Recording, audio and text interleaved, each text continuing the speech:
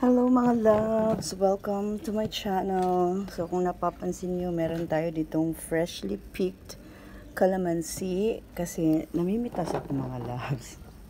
Ayan. Kaso lang yung iba na gusto kong pitasin kasi malaki na andun sa taas.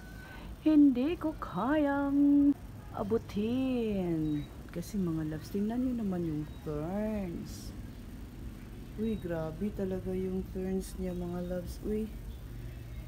Ay, papunta na sa pagkabuungon talaga. Grabe ni siya nga limonsito di manghatag kay grabe ang iyang tonok. Yung mga kaya ko lang abutin, yun lang ang makukuha ko. Yan.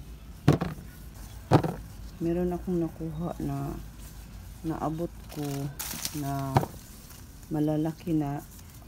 Maganda ito na mga lemon mga loves. I mean, calamansi. Kasi lumalaki siya talaga mga loves. Look at this. Diba meron akong nakuha. O yan o. Malaki yan mga loves. At meron pa akong nakita dito. Ayan. Dalawa. Kunin natin. Ayan o.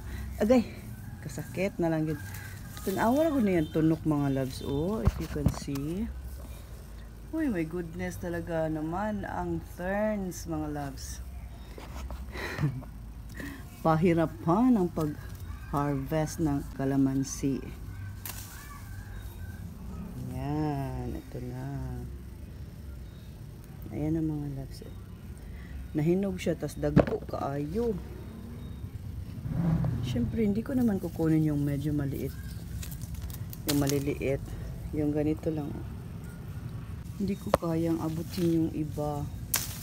Gusto ko sana siya putulin. Kasi dati pinuputol naman namin yan dyan. Oh. Yan. Pinuputol namin yan dyan. Kasi ayaw namin na tumaas ba. Kasi nga mahirap siya i-harvest. Ayan. Hindi na napansin. Medyo marami din itong nakuha ko eh. Kuha lang naman sana ako ng 5. Marami na masyado. Ayan o. Pwede na itong mga ganito. Kasi pag hindi napansin, hindi rin magagamit. Naraon, dagko. Inani, pwede na ni. Tanggalan na ni mga loves.